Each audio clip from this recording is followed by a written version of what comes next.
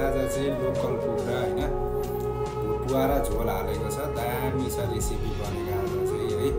हेर्नुहोस् यहाँ यो चाहिँ भुटुवा भइहाल्यो होइन। अनि अब यहाँनिर के अरे अचार छ, खोर्सानी डल्ले खोर्सानी छ होइन।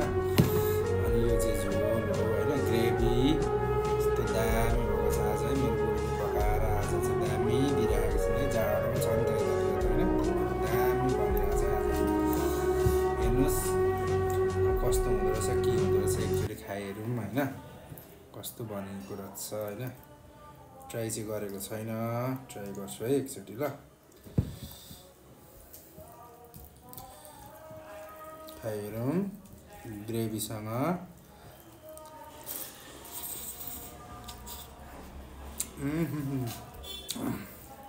आज चाहिँ साँच्चैकै मिठो भएछ हौ, दामी भएछ आज।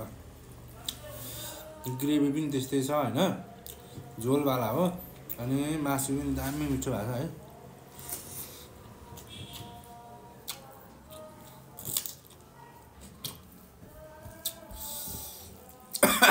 तिर्का पिरो भयो ल।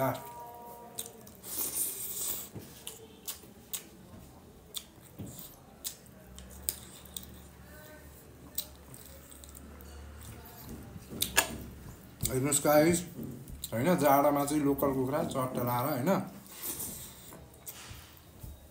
यसरी खाने हो होइन। गाँस त यत्रो यत्रो हाल्न मन लाग्छ कि अन्त हुँदैन।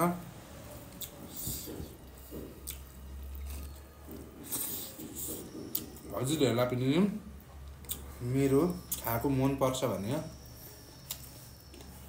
लाइक र सेयर गरिदिनु होला प्लिज है त। धन्यवाद।